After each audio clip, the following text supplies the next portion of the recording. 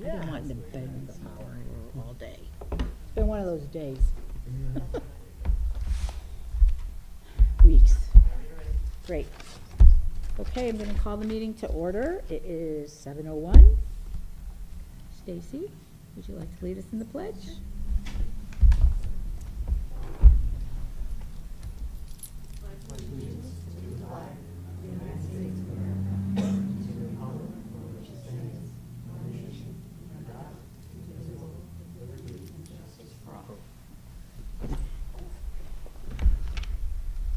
Is there a motion to approve the agenda?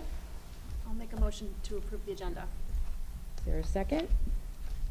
Second. Stacy. Okay. Go for it. All in favor? Aye. Aye. Okay, that's unanimous. Approval of the consent agenda. Is there a motion? I'll make a motion to approve the consent agenda. Okay, Meg, is there a second? I'll second. Stacy? Any discussion? If not, all in favor? Aye. Unanimous.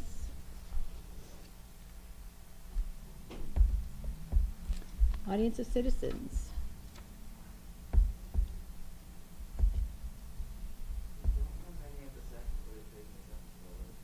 Okay.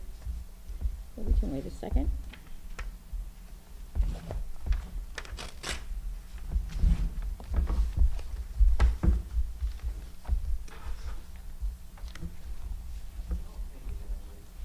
Okay, we will move on then to Portland Public Schools Spotlight, Community Health Center. Sure. So if I can introduce our speakers tonight. So as you all know, we have an amazing partnership with CHC, the Community Health Center, and we have clinicians provided to us by the CHC in all of our buildings. And I cannot tell you how wonderful these people are, and the amazing support, social and emotional, and in just about every way that they're helping us provide to our families. We are blessed in every way to have this arrangement. So I'm very pleased to introduce to you tonight. This is Allison Sear, and I'm going to let her introduce her team. Allison and I met last week to go over some of the data. She gave me a sense of how many students and families are accessing the support that the CHC is providing. Talked a little bit about how we hope to expand the program next year with some additional clinicians, and how she's hoping to grow and bring in some things like dental and some other ideas that she has from Portland. So this is a wonderful program, and I'm really excited for Allison to share some of the data with you and give you a refresh on how the year, or retrospective on how the year went, and a look forward. So, she was up there a minute ago. This is Allison Sear. And Allison, I'm not sure, I saw the email. I know one member of your team wasn't able to join us, but maybe if you could introduce whomever else is presenting with you. It's just me tonight, lucky me. Oh, okay. So I appreciate Superintendent Britton allowing me the opportunity to present to you and to the board for giving me the opportunity to speak tonight. So I'm Allison Sear. I'm the program manager for school-based healthcare, specifically medical and behavioral health. And my colleague Lori Clavette, who could not be here tonight, she is the senior program manager for the mobile dental program. But I will touch a little bit specifically on the mobile dental program for the presentation. So I have been with the Community Health Center for 5 years. I started, going on 6 now. I started with the mobile dental program, and I transitioned about 2 years ago over to the behavioral health side. So I am very well aware of the services we've brought to your district, and I'm very happy to be here tonight. So the next slide.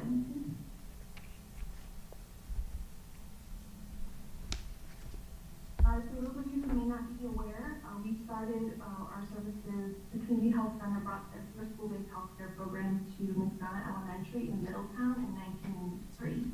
Since then, we have brought a compilation of medical, behavioral health, and dental services to over 180 schools. We are currently in every county across the state, service thousands of students, and our biggest service we bring is behavioral health services. Next slide. Our mission is to enhance the overall health of youth wherever they are, and particularly in the uninsured and underinsured populations. However, we service all students regardless of insurance status. Next slide. We do, our program is opt-in, so families do have to enroll, and we recently just launched our new website, www.schc1.com. Here students can go to learn, and families can go to learn more about our program and to enroll in our services. Next slide. But the real important information for you all tonight is a couple of graphs that I have to show outlining the data for your district. This first graph shows the number of students enrolled for the past 3 school years. The blue bar is the 2019-2020 school year, red is last school year, and then the green is the current school year up until the end of April, because obviously we're still in session. You can see at the top of every bar the total number of students that were enrolled in that school year. And I know that I believe you have data in front of you as well, but I can also share it if it needs to be. I know it might be a little hard to see right now. But I just wanted to bring your attention that during the school year 2019-2020, we had 212 students enrolled in behavioral health services across the schools in your district. And then during the pandemic last year, while students were remote or hybrid, we jumped 655 enrolled in behavioral health services. So there was quite a need in your district for behavioral health care. We actually decreased in enrollment for this current school year to 491. Although I do want to note that May and June is a big enrollment month for us. We do have open enrollment all year. However, there's a lot of outreach opportunities for us during these last few weeks of school. So we actually did see a boost in enrollment. But I'll get to the decline in the next slide. So this graph shows total visits for each school in the district for the same time frame as the last slide. Colors are the same corresponding years. So for the 2019-2020, we had just over 2,300 visits. And then we jumped to 4,500 the next year. This year, we're currently at, well, for the end of April, we're at 3,600 visits.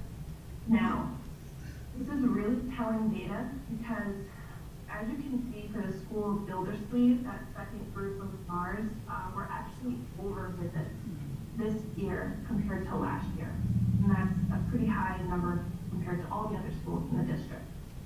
We, at the beginning of last school year, increased a clinician who was at Gildersleeve. She was only there half-time. She was actually split between Gildersleeve and Valley View. We saw the demand at Gildersleeve growing, so we increased her over to Gildersleeve full-time. We then sourced for the position Valley View, which would then be split with Brownstone. That was a new pairing. We hadn't heard of those schools before.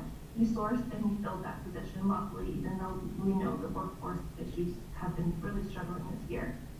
We did fill that position, however, at the start of this school year, we actually lost one of the clinicians at the middle and high school. She took another job outside of the community health center.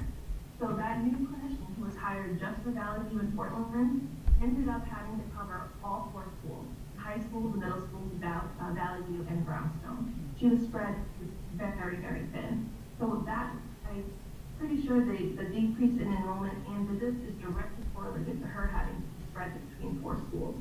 Luckily, we did just hire the backfill position for the middle and high school. It took quite a long time, again, those workforce issues.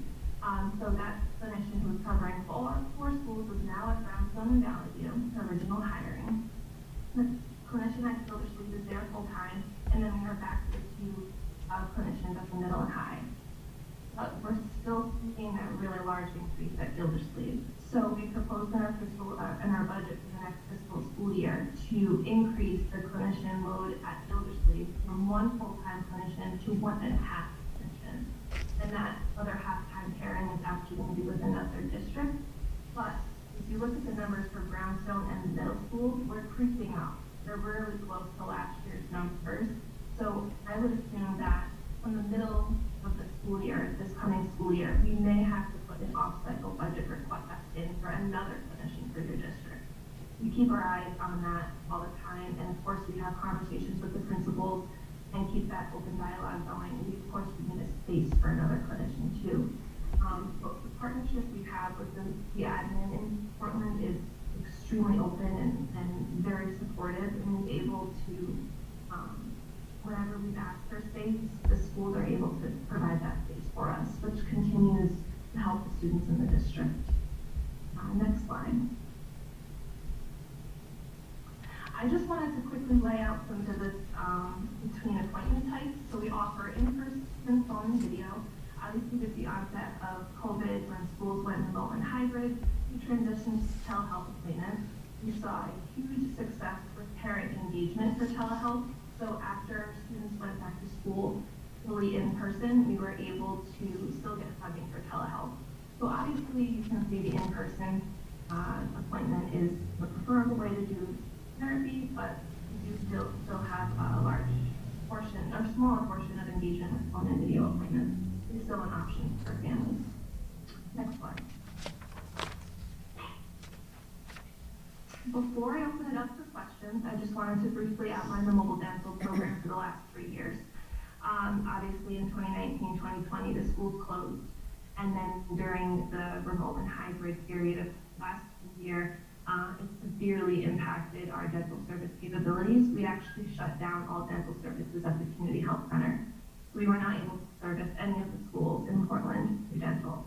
This current school year was a complete rebuild for our program. Enrollment numbers dropped drastically. We haven't been able to get back into our Portland schools for dental services this school year.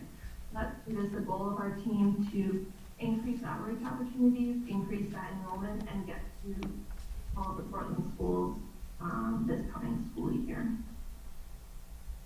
And with that, I will open it up for questions.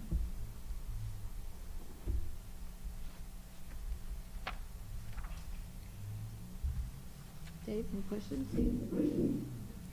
I do. Allison, I have a couple of questions.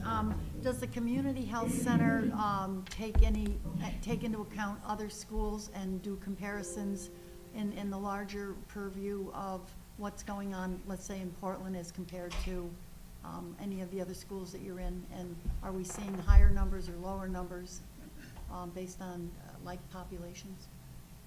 We do. We have, we're able to pull the data for all the districts we serve and compare and contrast. I would say that we noticed for behavioral health specifically, it is on par the same type of need and demand across the program. It was actually the first year we've actually had wait lists. We've never told school districts that we've had wait lists before, and we've noticed that this year almost all of the schools we service have some level of a wait list going. Does that answer your question? Yeah, it does. And the other question I have is demographics and also grade splits. You know, when you talk about Gildersleeve, was it fourth graders, second graders, and demographics between girls and boys, and maybe also the cultural or the racial demographics? We could break the data down by that. We don't. We don't get that deep into it. However, we've noticed across the board that that age group has had a really hard transition back into schools post-COVID. So I could look into getting that data specifically if you would like that breakdown.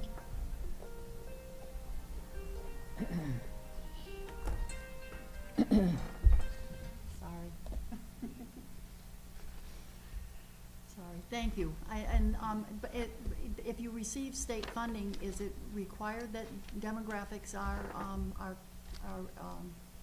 collected or noted? Yes. Okay. Yes. We do have some, Portland is not a district where we get DPH funding. We do have some districts that do, so we just require it for all of the schools that we service. Okay, thank you. You answered my questions. Thank you. Any other questions? Thank you very much. Yeah, thank you, Allison. We appreciate your time and all that you do. Thank you so much. I appreciate the partnership we have, and you have my contact information if you have the slides. So if any questions do come up after, please feel free to reach out.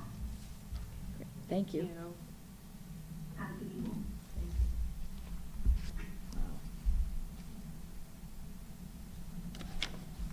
Do we have either of our student reps available?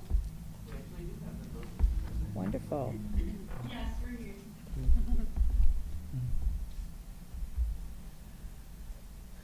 All right, hi everybody. Hello. Sorry it's been so long since the last time we've been on here. We're both on the track and field team, and a lot of our competition conditions have been falling on Tuesdays. And so, like, as you can see right now, we actually just got back from one. But otherwise, so these next 2 weeks are going to be pretty big at the high.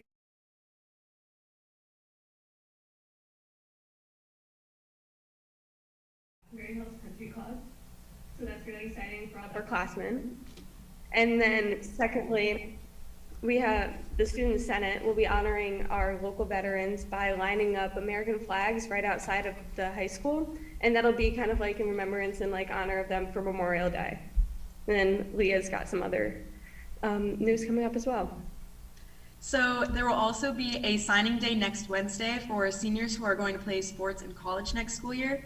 And the Portland High School will also be hosting their awards night next Thursday, where we will recognize students who have demonstrated academic excellence this past year. Wonderful. Any questions? No? Sean, that was a really nice feature on you in the River East this past, I don't know. Oh, if everybody thank you saw it, so but that much. that was really cool. Well done. Thank you. Thank you for your reports. Okay, we'll move on to communications and updates. Superintendent's report. Sure. Dylan, I just texted you. Dawn texted me she's having trouble getting in. Perfect. Oh, awesome. Okay. I go through my report. Let's make sure we get Dawn logged in. All right. So, have a couple of resignations. So Cynthia Rustick, one of our secretaries at Brownstone, has put in for her retirement. So this year it looks like Carl, Cynthia, and Patty Toller are retiring. I look forward to celebrating with all of them. They've done great work for us over the years, and appreciate everything they've done, and I'm very jealous and happy for them. I hope they enjoy a rich retirement. Also, Melissa Rondino, who is our academic support paraprofessional at the high school, has tendered her resignation as well. So a couple of updates for you. I've been for quite long time now, it feels like, giving you some COVID updates, and unfortunately this is not one of the good news. So COVID is continuing to have a pretty dramatic impact on the schools. I did get Russ's latest update, and the numbers we're in the high. We're back to the red at 33.9 per 100,000 cases. We are experiencing an awful lot of COVID in town, and our experience tells us that when that happens, we can expect to have plenty of COVID in our schools. So since our last board meeting, we've had 6 additional individuals report positive tests at Valley View, 17 at Gildersleeve, 12 at Brownstone, 21 at the middle school, and 13 at the high school. So it is still very much with us, and hope everybody takes care of themselves. Fortunately, I can say I don't know in all cases, but the cases I'm at least aware of have been relatively mild, and people have bounced back and are able to get back on their feet, including me, within a week or so. In general, though, I do just want to let you know our staffing is stressed because of this. Some of our nurses have been out, teachers, administrators. Every morning it's sort of a jigsaw puzzle putting it together. I'm covering a lot of buildings and classrooms, and Eric is helping out, but it's tough. It's a very stressful time of year to begin with, but I can tell you that your leadership team is, and the secretaries and others who are responsible for making sure all of our kids are supervised and classes are covered, are working overtime to make sure that we're still opening school every day and keeping the kids safe and educated throughout the day. We haven't had to close schools. We're not. They wouldn't close. It would be like a COVID snow day. My hope is that we don't have to do that, because our last day of school now is on a Friday. If we did, that would put us into next week. So I'm keeping my fingers crossed, and we're working overtime to make sure that all of our buildings are staffed appropriately. And we're going to continue to do so, but if it ever got to the point, it might happen. I just want to make sure everybody's aware of that. I don't foresee it, but it is a reality that too many people are out sick. It might be a COVID snowball. Hopefully not. Okay, so a little brighter news. We're very happy that the budget passed. I'm sure you've heard that. Yep. very grateful to everybody who came out and voted, both for and against. You know, it's very important for people to exercise the franchise and register their vote. And, you know, I did have several people reach out to me with some questions, nothing I couldn't answer, and most people I've spoken with are relatively pleased with how we're managing our fiscal resources. Now, that said, Stephanie and I are here to tell you that we're very concerned about next year. The percent increase that we asked for, we designed that way back in October, before we were experiencing the effects of the inflation now. Stephanie just told me today about $5.39 a gallon diesel. How much was it, Stephanie? $5.59 a gallon diesel, $14,000 to fill up our fleet. So we're very aware of that. I would be shocked if we got through next year without some kind of mitigation strategies, including soft freeze to start the year. And soft freeze is when we start to prioritize our resources, the most mission critical things we get, and the potential for a hard freeze, which is nothing. Right? So Stephanie and I are going to watch that really carefully, and of course you're going to get her report. But you know, Stephanie and I were talking about it this week, and it is likely that we'll start July 1 with a soft freeze, just to reprioritize what we've asked for and make sure that we can cover all of our bills this year. Hopefully things level out, and this time next year we're on a more sustainable trajectory with respect to inflation. Any questions about COVID or the budget? Those are two big ones. I don't know if this is an appropriate time, but does M&J have any plans to use electric vehicles coming forward? I mean, I know some school districts are looking at, because of the cost of fuel, is that where our fuel costs are really rocking us in the diesel area? Or is it fuel for heating? It's for the, it's for the buses, most of it. The gas we use for the minibuses, I'm assuming that'll go away once we transfer over to M&J for that. But diesel is more than gas, so it's one more bus on diesel than the 2 minibuses on gas. But that's really the majority of it is the buses. Yeah, and I haven't heard anything about electric buses. Well, actually, at a conference in San Diego, there were 3 companies, and they are in Connecticut, and they do run electric buses. So there is a move to move in that direction, and more so now because of the cost. I'll see if I can find that information for you. I think I got a ruler or something that's got a company. I'll let you know. Great, thank you. Yep. You're welcome. All right, a few more things. Let me go through my list here. Hiring is underway. For teaching positions, we just hired a special education teacher for next year for Gildersleeve. We are, Chuck and his team is in the process of interviewing for a music teaching position. So when I walked in here tonight, those were the only 2 teaching positions that we had available. I did just receive an additional letter of resignation, which will be in next month, from a reading teacher at the middle school. So those are the 3 teaching positions that we have to fill. Now, this is hiring season. People may be looking elsewhere. Hopefully, everybody's going to stay, but you know, I'll certainly will keep you posted if we have other teachers who leave us for other positions or whatever else might be in their futures. We do have 2 secretary positions that one's already posted. One is about to be posted as of the end of this week. 2 paraprofessional positions, and of course, we have the 3 leadership positions. So I'm going to talk to you tonight about a finalist for our buildings and grounds position, which I'm very excited about.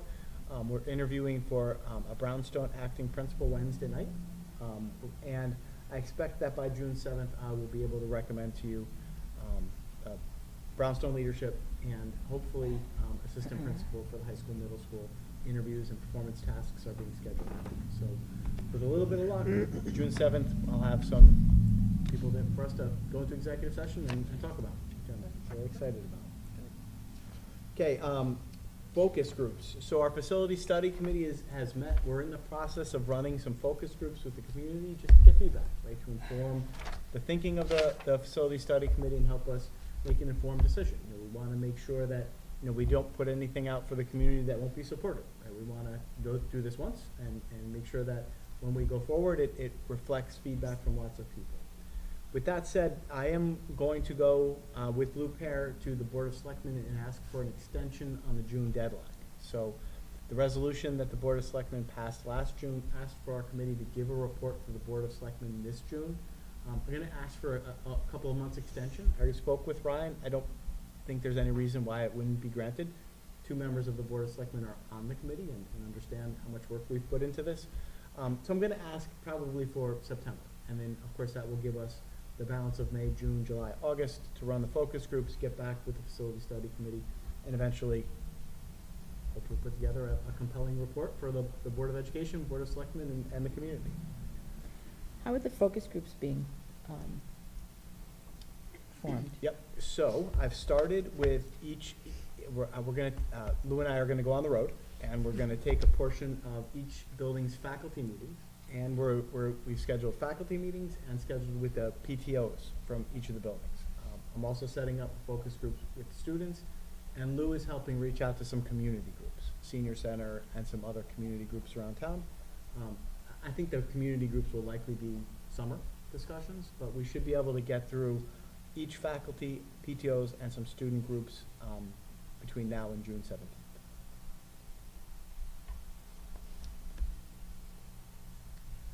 All right. Will there be a call for parents more largely in the district to participate in focus groups? Or is it's not strictly limited to folks who participate in the PTO? No, I see some communications going out, potentially through listserv, email, social media, inviting people to, join some, I'm thinking online, do some Zoom-based evening discussions with Lou and me.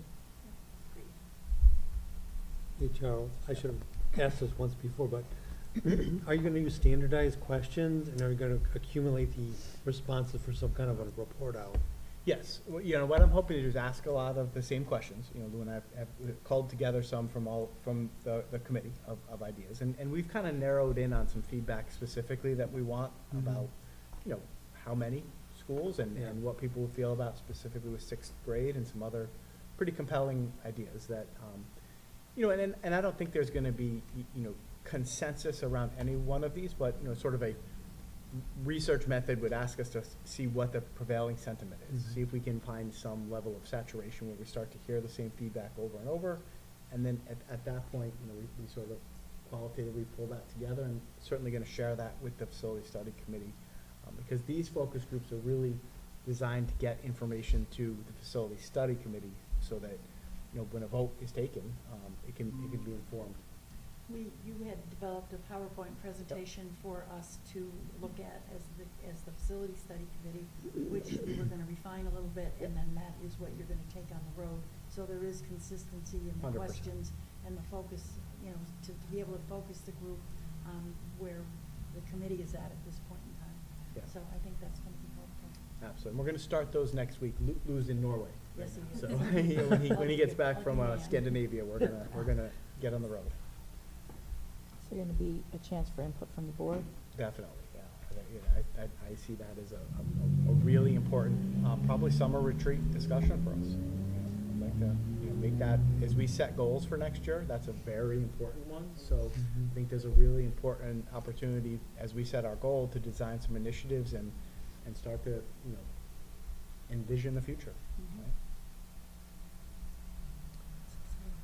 Okay, couple other things, I think I can go through these pretty quickly. Personnel committee has been hard at work. I think by June 7th, I will have some contracts for our secretaries group and our paraprofessionals. And that will be all of them, folks. So that was a lot of work this year. I'm really proud of everybody for getting that done. Technology grant, we finally got the last piece of paperwork that we needed from E-Rate just this past week. I heard Stephanie go, yeah, finally, from her office through the door. As soon as we get that filed, then we will get the money. We don't have the money yet. Everything's in place. We're literally just waiting for the funds to transfer to us. As soon as they hit our account, the PO is ready. We have a supplier. We're not going to run into supply chain issues, I think, and Stephanie's ready to push out a PO to get us the Chromebooks and what we need to start next year. Accurate? Yep. Okay. Track. So we put out the request for qualifications for an architecture firm. Carl, Stephanie, Tom, and I met some firms at the track and did a walkthrough. They took a close look at the track. We are scheduled to open bids or open the qualifications May 24th. I think by June 7th, I'll be able to let you know which architecture firm is selected for that. Of course, the architecture firm is going to come in this summer, I'm hoping, in fall, and take a look at the track and give us all the specs that we would need for us to put out a request for proposals to hopefully then begin soliciting for firms to come in and do the work. I'm just gonna seed the clouds a little bit. As you know, we received a $500,000 allocation as part of the Senate bonding. When we were walking around with the architecture firm, we were kind of informally asking them what they think this project would cost. And it's pretty significantly in excess of that $500,000, as we suspected, based on the cost of goods and labor and materials. So we're gonna have to watch that closely. Tom is very much involved, and you know, we're gonna have to see how that plays out, and then, you know, we may need additional funds to get that project done. But I will keep you posted. Food services. So, as you may remember, last year our contract with our food services firm expired, but it was extended 1 year because of COVID. So we're coming up on the time where our current contract with Sodexo expires, and Stephanie is rebidding out that contract. We are very pleased with the quality of service that we get from Sodexo. I think they do a very fine job with us. We have a wonderful relationship with them. But of course, we have to follow the process that is set forth by the state, and we are going to do so. And I'm thinking by June 7th, Stephanie and I will be prepared to update you on that, and hopefully I can pretty much assure you that we will make sure we have a food service group ready to go by September. So I just want to keep you updated on that one.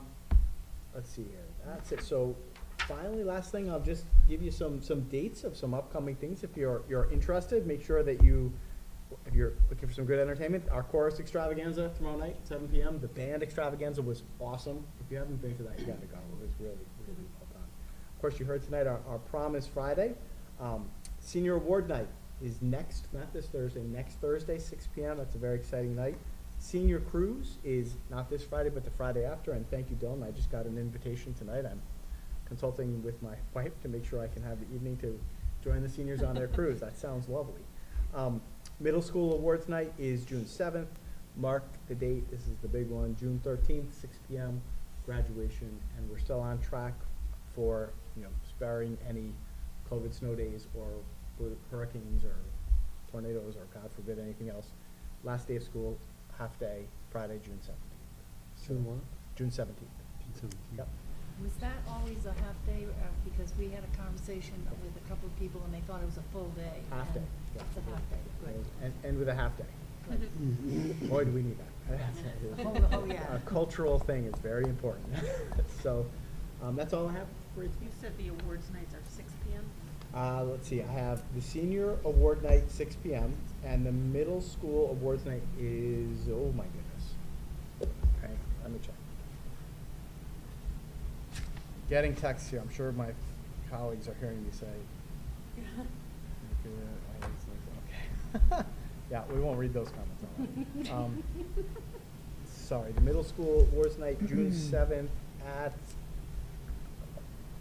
6 p.m. So we'll be able to run to that and then get here in time for our board meeting. All right, that's all I have. Thank you. Okay. Has Don been able to join?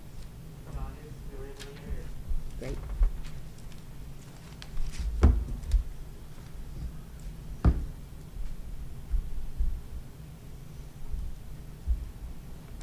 Hi, everybody. Can you hear me okay? Yep. Hi, Dawn. Okay, I apologize. I'm on my phone. Something's going on with my laptop. We know the phones give a wonderfully flattering camera, so good evening. I might keep my update very brief. I just wanted to kind of give you guys just a state of affairs for right now.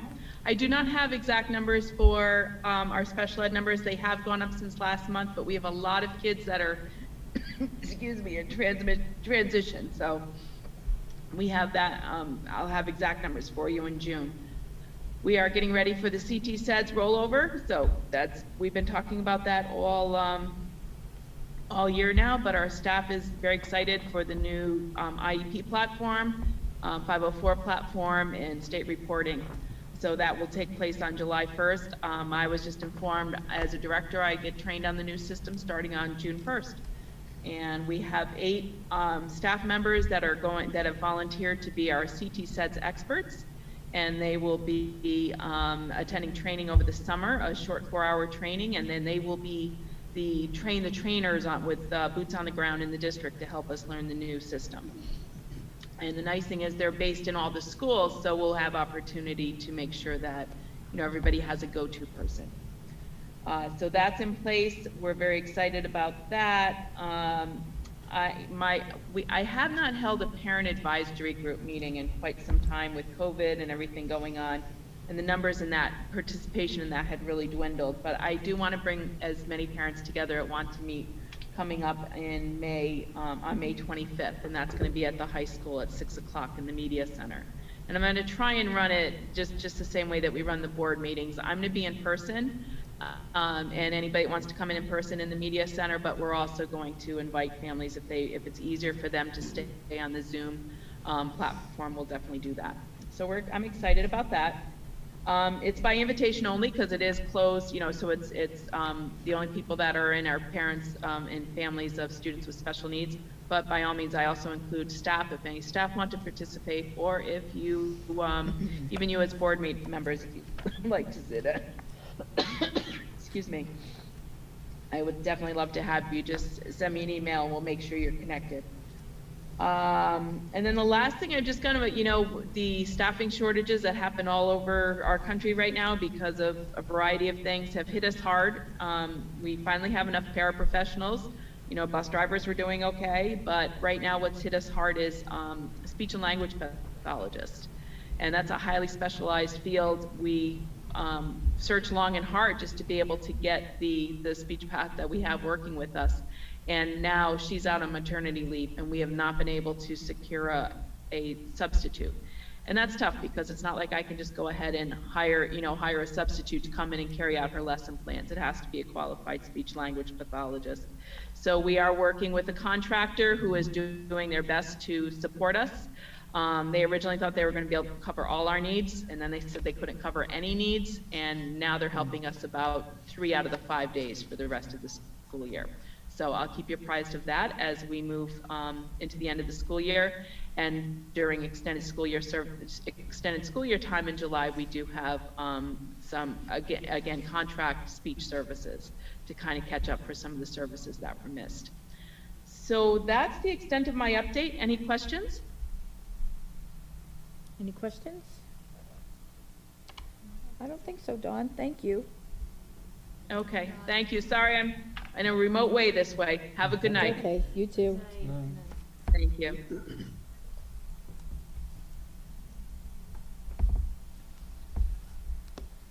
Okay, new business, Gildersleeve Grants. All right, so I have 2 exciting grants that I'm hoping to enjoy your support with tonight. The first Gildersleeve grant comes from Anne-Marie Zaracco.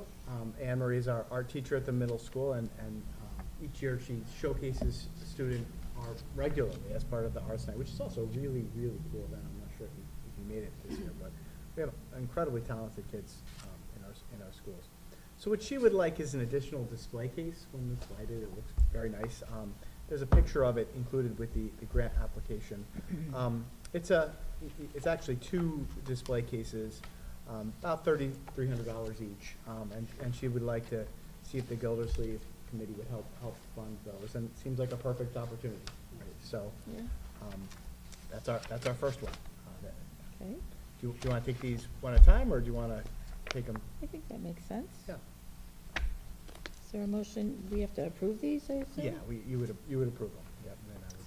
I'll make a motion to approve the Gildersleeve grant request for Anne-Marie Serecco to purchase display cases for the art program and the hardware to display artwork on the walls as well. I think that is also included. Total looks like to be about, there is no total, but I guess I'd say enough. I think that's enough information. Is there a second? Is Oh, it in the sorry. front? I'll second that, sure. Okay. 1625. Any further discussion? On the outside chance they don't fund this, what do we do then? We wouldn't have the display case. There's still Oh. display cases there. Sorry, I thought we were on the other second. No, the second one we're gonna talk to about you about. That one is gonna be a little Play bit more discussion. cases, yeah, we can. Okay. Hearing no other discussion, all in favor? Aye. Okay, that one passes unanimously. Student information system, Oh, our this- school. Yeah, this one is a big one. This is very consequential, and I am keeping my fingers crossed until they're black and blue, because I really hope that this works out for us. So currently, the student information system that we use is called Aspen, all right? X2, some people call it Aspen. We've been using that since, I think, 2004, 2005. We are the only district in the state of Connecticut that's using Aspen. Okay, gets the job done, okay, but it's okay. You know, I'm not gonna say it's terrible, but it's definitely not the premier product, right? The premier product in terms of student information systems is called PowerSchool.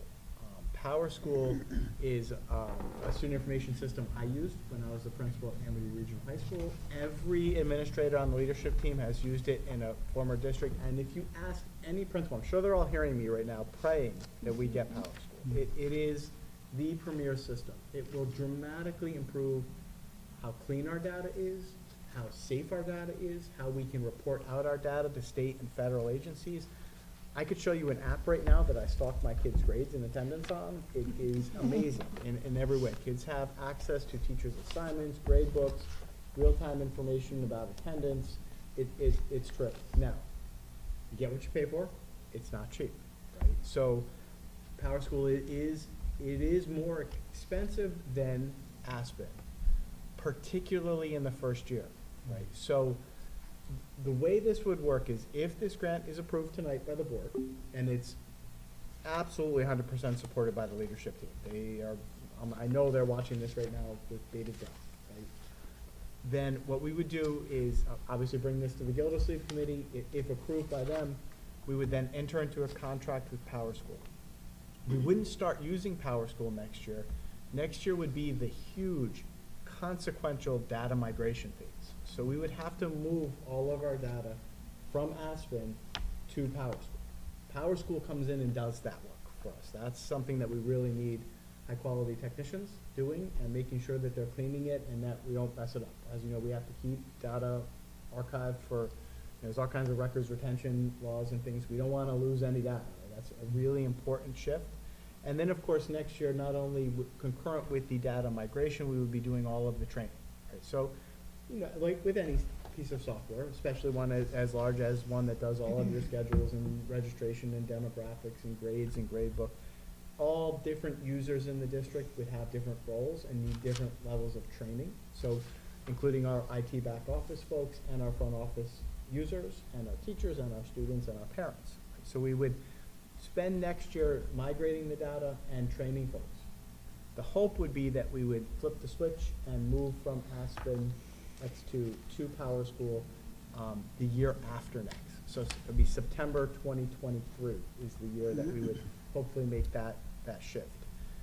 The Gildersleeve grant, the way I have it drafted here, would pay for next year's transition and training and the year after that first year use. Okay. After that year, so not next budget season, but the budget season after that, we would then need to bring it into the Our LEA budget. budget. So generally speaking, year to year, it was $24,000 a year for this. Aspen X2 is about $10,000. Now, the difference, and Stephanie can fill you in on the exact details, one of the things, even though it's $10,000, it's cheaper, every time we need to do something with Aspen, there's sort of an a la carte service. Like if we have to do a report or make a field, you know, we'll regularly get billed, you know, that time. That's kind of how they make up. So they charge you less on the front end, but more in the ongoing use and maintenance of the system, particularly as we get new reports or fields that we have to add. PowerSchool is not like that. I think that we're pretty confident the $24,000 a year is what we would pay. I would say it is worth every nickel. It is something that I believe would be a huge improvement for our schools and help us really keep all of our student, very important records secure, tidy, neat, easy to access, and exploit. It won't be perfect. I can promise you next year will be very difficult. It will take a lot of training and time. But the nice thing is the entire leadership team already knows Power School, has used it in previous districts, and is ready to do this. So, all in for next year, the migration and the first year of the license. I have that pegged at $84,585, which I certainly hope I would enjoy your support with and could convince the Gildersleeve group that this would be a great new initiative. Do all the systems, well, because I know Aspen was X2 and it's patched into a lot of things that we use that don't always talk to each other, but emails and Chromebooks and Google Classroom and all of that would work with Power School as well. Let me say it this way. 80% of the school districts in Connecticut use Power School. Okay. 80%. The benefit of that is that everything every school district does, very similar to Portland, has already been wrinkles have been ironed out by all those folks. So we're in very, very, very good company. And the nice thing is that when we have a problem with X2, we don't have anyone to call. If we have problems with Power School, Glastonbury, Cromwell, our friends in East Hampton, all of our surrounding districts are using this and have super users, and we can lean into their experiences for any number of those things. Including, Stephanie just texted me the other day, hey, I saw this. Power School has things like a direct line to My School Bucks, right? So, it's kind of the elephant in the room. It really is. I call it a monopoly, but it's pretty close to taking over a lot. And I know that even at the Connecticut State Department of Education, when they talk about data migration, they will often say Power School has an app for that, or has a module for that. So I'm confident that this is a good move for us. Well, I'm happy to make a motion to. I think there might be other questions. Yeah, I do. I have a question. I've got a question as well. Oh, okay. Go ahead, Laura. Who else had a question? I had a question for Stephanie. You were talking about these a la carte options. I just want to make sure I have a clear picture budget-wise of what we can expect in 2 years' time. So do you have a general sense of, with the a la carte options and the $10,000, about what we pay for this service already every I year? have to go back and look, and I think it's a little more than 10,000. I think it's like 12,000. Okay. And then, so like I was just telling Dave, we had to pay $800 because there was a hyphenated name wasn't pulling into the state reporting that we needed. So we had to pay $800 to have somebody configure it, or whatever they have to do. So it's just with those little, they add up. 800 here, 800 here, 800 there. So I'd have to go back and look and see in the past how much we've spent. I don't know how much time Holly and them do behind the scenes to keep it going the way it is, and the way they have to do their reporting. Just in the time that it takes them, that it won't have to take them, is probably worth it tenfold for the cost of it, if you think about manpower that's needed to run it. Okay, so you think this is going to save some of our staff Time, members data significant management, time and data reporting. management? Yeah, I mean, that's good to know. But to be fair, it is more expensive, and the time it will save them will be after they've learned it. Sure. Right. So I mean, we are looking at a huge learning curve in year 1 and year 2. Yeah, like any new system you put in place, year 1 and year 2, as people learn it, it's new. They're going to have to invest the time in doing the training. Once we're there, once we cross that event horizon where people have been trained and have used it and have dropped the F-bombs however many times it takes, how we feel when technology doesn't always work, right? It's not going to be easy. I do not promise that this will be a perfectly smooth transition, but I do promise that we're going to do it right if we get there, and the time it will save us in the long run will be worth the effort. Well, I will say this, that X2 was not intuitive. I think Power School has different modules for parents to go in and update information, which we don't have the ability to do right now. And the data entry on Aspen X2 is horrendous, and it's multi-layered, so it's not like you can just open up a tab and find your students' information and update it. You have to go down layers and layers and layers in order to do so. It is very cumbersome. It is cumbersome, yeah. And I know Follett took over X2, and they charge technical support, annual fees. They charge when you call $250 to answer a question, and it's an ongoing, cha-ching, cha-ching, cha-ching. So it may be $10,000, but in the end, it's probably a significant amount more, and it's not a workable system. Right. And again, I want to be honest with everybody. This isn't going to be easy. But I wouldn't bring it to you if I didn't think it wasn't worth the investment of our resources and our time. So, I expect that there will be a challenge. There's always implementation challenges, but, I know that the leadership team supports it, and when we get there, we'll look back and say, yeah, it was a good move. I have two quick questions. Leadership team familiarity with it, are there any, so that's meaning principals and I'm guessing the use from the front end user. So the only relation I can make to this is an EMR, Right. electronic health record, Yeah, so. sure. So you have, backside users that use the functionality very differently than, say, a teacher. Parent. And so I just don't know, are there any other products?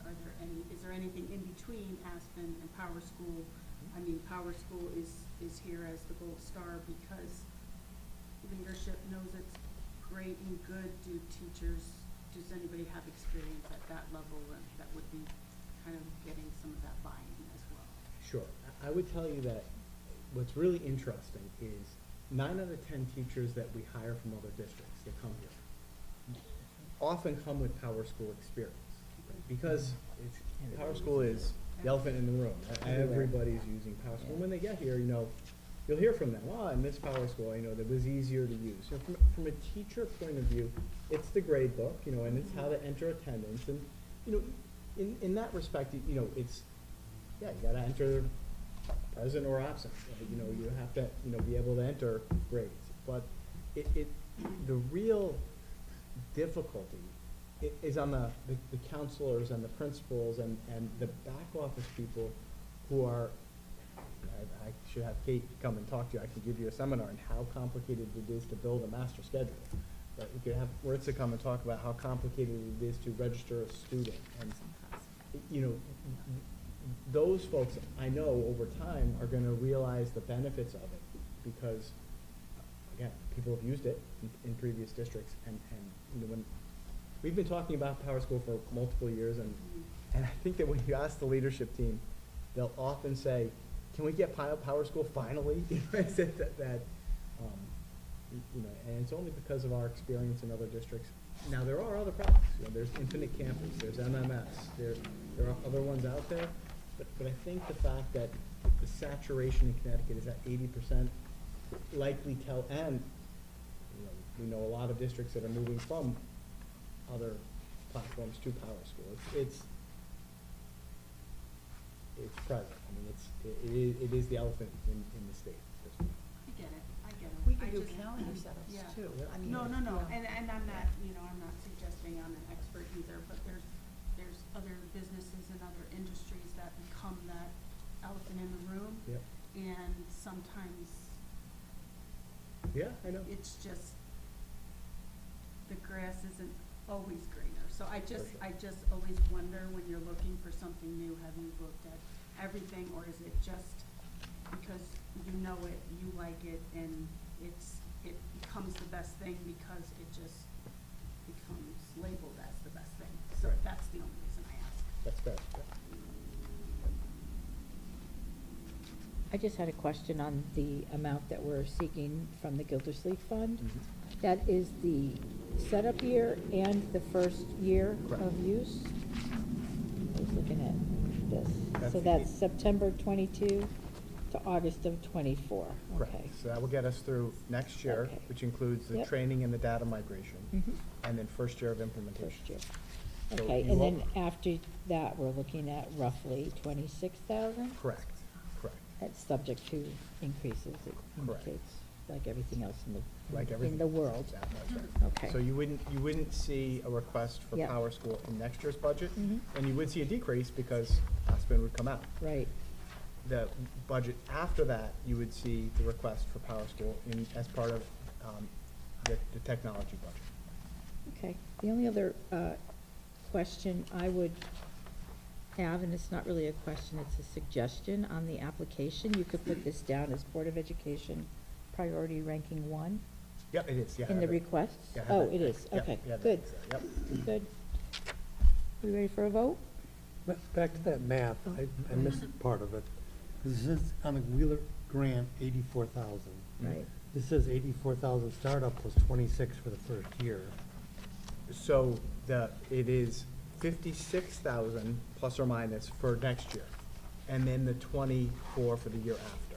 Look up here, it's 22 through 24, August of 24. Okay, I was for going by that the itemized on the Right. first page. Yeah, I did too, that's why, yeah, I want to clarify, I know you were asking a similar Yes. thing.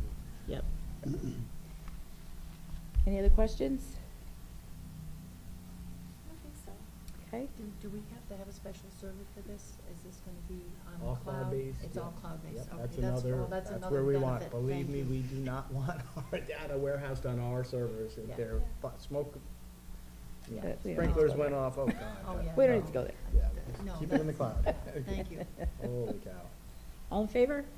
I think we need a motion. Oh, Need a motion. I thought, Well, I Make another started to when you motion. said there were questions. I make a motion I that thought you we made. accept that we support the Gildersleeve application for Power School for the school district in the amount of 84,000. No, this is where I get lost again. Do you see the I total? have it, Yeah. yeah. it's, 84,585.25. Okay. Oh, right, okay, $84,585.25, and I support it wholeheartedly. I think that's Is there a second? I'll second that. Okay, all in favor? Aye. Unanimous. Good move. Great. Keep you posted. Wish us luck. Okay. Policies. Alrighty, so, Policy Committee has three policies for you to consider. And we've spent 2 meetings talking about each of these, and I think we Yes. unpacked them pretty well. We did, I So, think so too. the first policy is a flag display policy, and, you know, there have been some requests for different flags to be flown on the flagpoles in front of the school. We did have lots of conversations with the policy committee about how we might do that, what parameters we might set for considering them, and after all that, we sort of settled on, hey, look, there is a Title IV, there's a code, that if we just deferred to that code and said it is our policy that we follow this code, largely that would mean that we fly the American flag, we fly the Connecticut flag, we fly the Town of Portland flag. There's one in the Title IV about the POW MIA flag, and then the other one talks of institutional significance, which would be like your Portland High School flag. Beyond that, the policy committee felt like we were heading into slippery slope territory, and we were more comfortable saying no to other flags besides those outlined in this code of the, I don't even know what The it's called. United States The- Code The Title United States IV. United States Code 4, Chapter, Title 4. So that's kind of where the policy committee was. I agree with that. I Me think too. it is a slippery slope to start saying that's the one we'll fly and not that one. It invites things we don't need to do, I'll be honest. Agreed. So this would be first reading, but I could answer questions, or members of the policy committee. I know we spent a lot of time talking about this. Could talk it through. Is this, oh, I'm sorry, go ahead, Dave. No, the third paragraph where it says, the second sentence, there shall be a flag on display in every classroom of every school. Should we clarify that? There Does that is- mean you mean the United States flag? Yes. Because it just says flag, so that could be open to interpretation. It's in this, I think it's because it's in the paragraph that references the district shall purchase a United States flag for display in every school, and then I think I mean, if we want to clarify, we can, but I think because it's in Well, I that read it paragraph, in differently. my mind, it's Yeah. clear. I read the first sentence means for the building, and the second one was the classroom, so I think we should clarify it, to be honest with you. We can add the US flag. Do you have a way that is? Yeah, I can do that. I will make that edit. Thank you. So we can add that. Do it right now. Good, yeah, thank you. Yeah. So I see this is first reading tonight. We'll come back as a second reading on the 7th. And if anybody has any questions between now and then, maybe you'll let one of us know, and we'll bring it back to the policy committee and make sure that, Sharon was going to say something. oh, sorry, No, it's okay. That's fine. The next policy was the instructional, basic instructional program. This was an update of a legal reference. Nothing significant was changed. So, but because we are changing the legal references, we do provide a first reading on this policy as well. And you can see the new legal references were updated. So is that the bolded type on the second page? I Is believe that the so, only thing yes. that's Yep, changed? we redlined. What we took out was PA 18-181, The legal references, and we the inserted one. the other references. That's it. And basically, it's additional curriculum based on Black and Latino and also Asian Pacific and Asian and indigenous people histories that are being taught. So those were, and we'd already made the changes in 2019. This was just an oversight. And so this was an oversight. There was an oversight with the legal references, so Right. we're just correcting it, that's Right. all. So that's it, that was it. Does anybody feel we need a second reading on this? Probably not. You think we need a second reading, Dave? No? Okay. So is there a motion to approve the basic instructional program policy number 6142A as corrected? So moved. Laura, is there a second? Anybody else want a second? I'll second it. All in favor? Aye. Okay, good. Good. And the last one is therapy dogs, 6163.33. Therapy dogs are not service dogs, but they are certified and trained, and they are available to come into the school to be used on a one-on-one with small groups of children. The requirements are detailed here, and at this point, we've had a request or two to possibly have therapy dogs coming into the school, and we want to make sure that this is in place. And this is a policy that Kate put together for us at Meg's request a couple of years ago. Couple of years ago, yeah. And so this is Kate's language, and the policy committee liked it, and we want, thought we'd bring it to you all for consideration. And there's parents have to approve, it has to be noted that there's a dog in the school. The dog has to be under the control of the person who is the owner. It can't just be wandering on the building. There So are it's- vaccination and insurance requirements, and it makes everything very clear, so that if we at some point in the future do go down that road, we have a very clear guideline here. And it is a wonderful thing, animals in general are, and we see it with service animals, and people being allowed to bring animals into school individually through service dog certifications, but this brings a larger group of kids to be able to have the opportunity to connect with a dog, and it's a worthy thing. So we would like to see everybody approve that.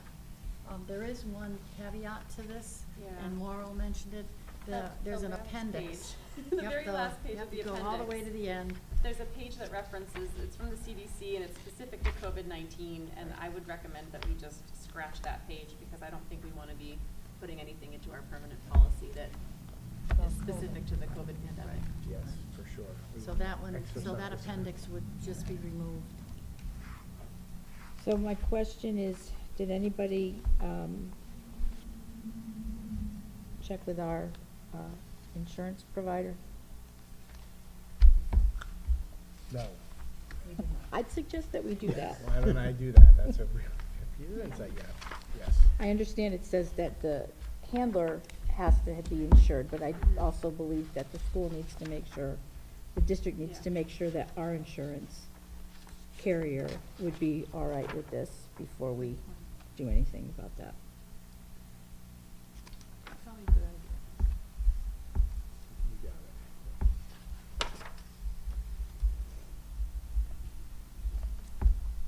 And the appendix is gonna come out, so.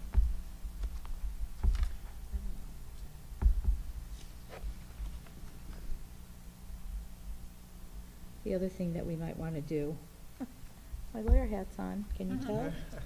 is run this by Rebecca to see if there's any language about any type of a hold harmless document or something along those lines.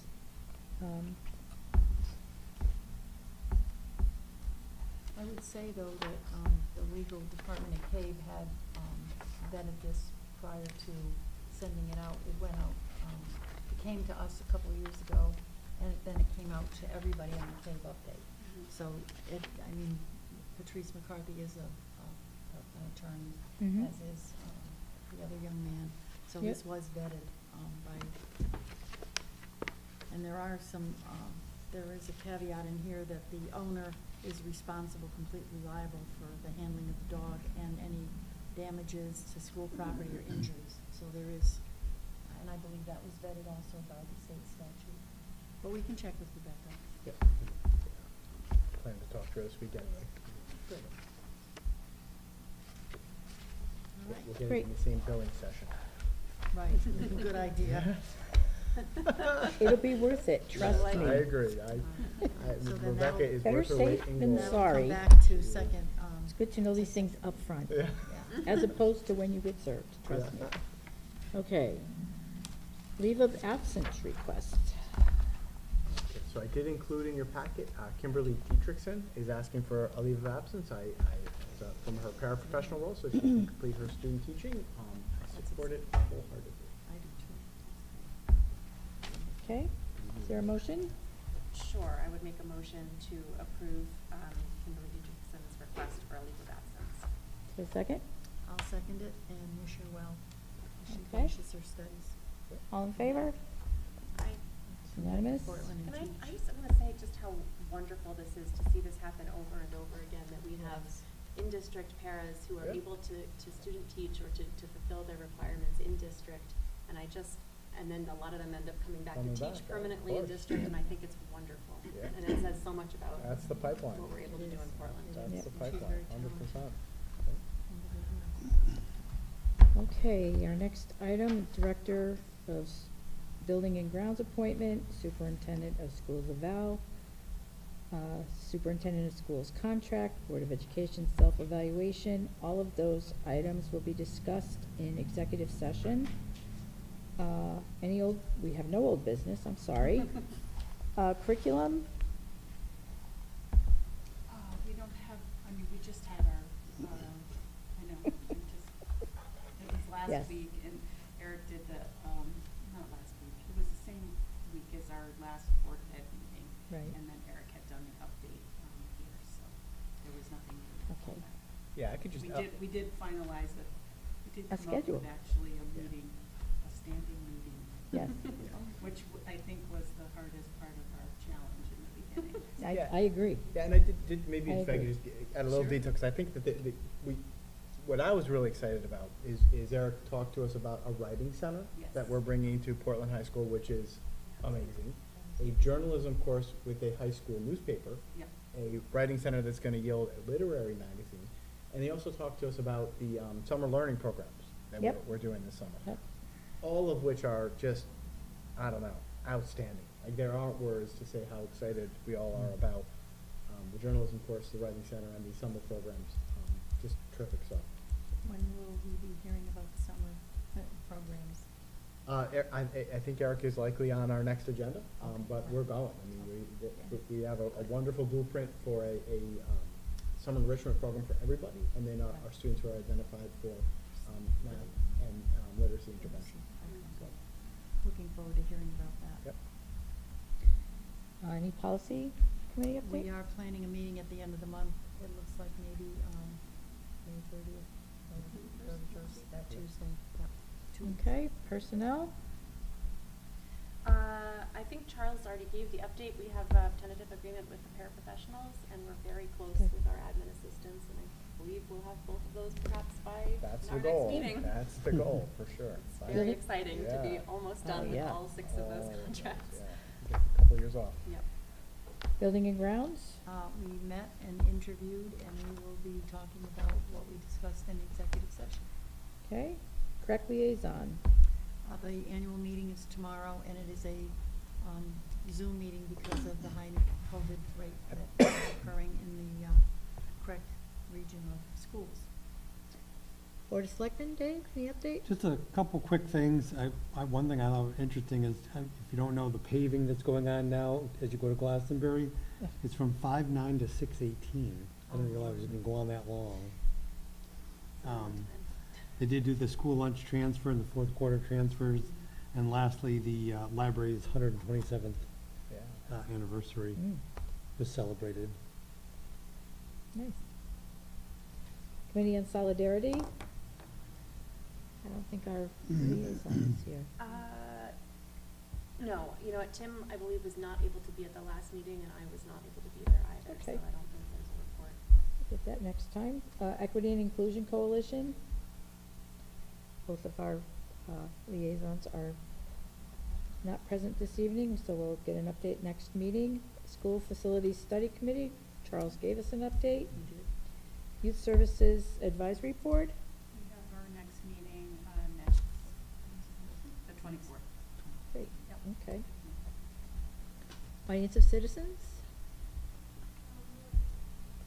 Okay. Any Board of Ed member comments? Sure, I'll jump in with just a really brief one. And Dave just mentioned at the library, I mean, I think most of you know, I'm also on the library board in town, and the library is celebrating its 127th anniversary this year, which we're calling our 125th plus 2 because our 125th celebration got canceled 2 years ago. We're having a big community celebration on Saturday, June 11th from 11 a.m. to 2 p.m. and I would love to extend an invitation to you all to come and celebrate with us. It's going to be a really fun occasion. We have a couple of singers from Portland High School who are going to join us and perform during a very short program. There are going to be art classes, live music, a magician, bounce house, lots of stuff for kids and families, but really stuff for all ages. So it should be a very fun event, and I hope that you all can come. Great. Any other comments? No? Okay, is there a motion to go into executive session? And can we invite our candidate? Inviting our potential appointee Yep, and you might want to invite me too. and the superintendent, I suppose, will invite you. So moved. All in favor? Okay. Is there a second? Meg seconded? A second. All in Oh, favor? There we go. Okay. No. Okay.